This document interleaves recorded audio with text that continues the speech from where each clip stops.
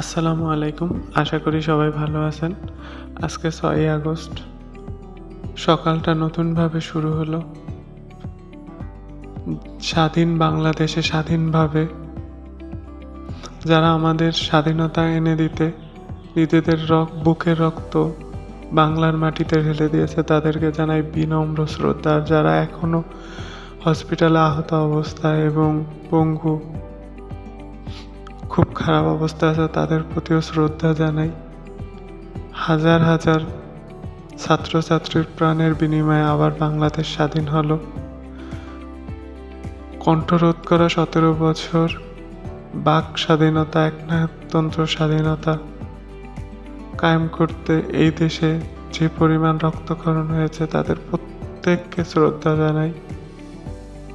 তাদের প্রত্যেকের আত্মার মাগফিরাত কামনা করি এবং নতুনভাবে বাঁচার প্রত্যয় নিয়ে আবার নতুনভাবে পথ চলা শুরু করি। যাদের আমরা হারিয়েছি তাদের তো ফিরে পাবো না, বাট জাতি তাদের সারা জীবন স্মরণ রাখবে।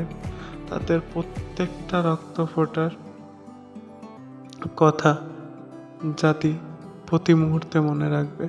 আমি একজন ছাত্র হিসেবে ছাত্র আন্দোলনকে সম্পূর্ণভাবে সাপোর্ট করি এবং তারা যেই বিজয় এনে দিয়েছে এটা কোনো অংশে কম না। আর যাদের জন্য আজকে আমরা সম্পূর্ণভাবে স্বাধীন হয়েছি তাদের হয়তো কখনো ফিরে পাবো না। তাদের পরিবারের সবাইকে জানাই সম্মান এবং শ্রদ্ধা। তারা শহীদ হয়ে আমাদের মাঝে বীর হয়ে রয়ে গেল। স্বাধীন সকালে আজকের সকালটা আমার শুরু হয়েছে খুব ভোরে ৬টার দিকে।